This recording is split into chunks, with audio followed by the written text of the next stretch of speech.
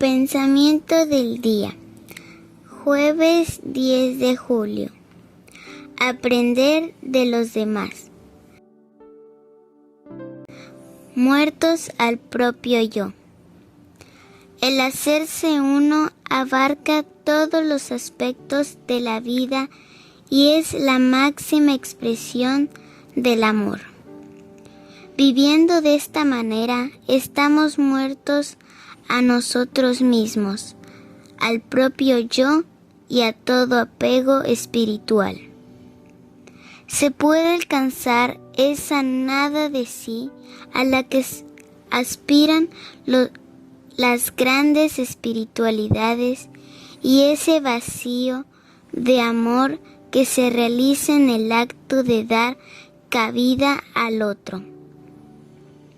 Se le hace espacio al otro, que encontrará siempre un lugar en nuestro corazón.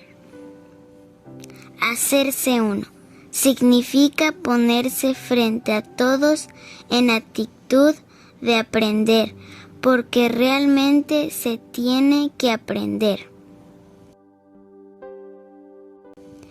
Chiara Lubich, El arte de amar, Editorial Ciudad Nueva.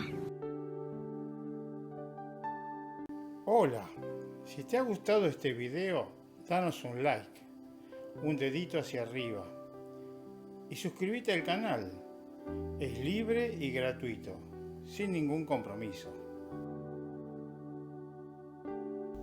Palabra de vida, julio de 2025.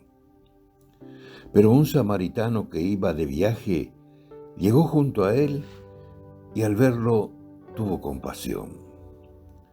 Del Evangelio de Lucas, capítulo 10, versículo 33.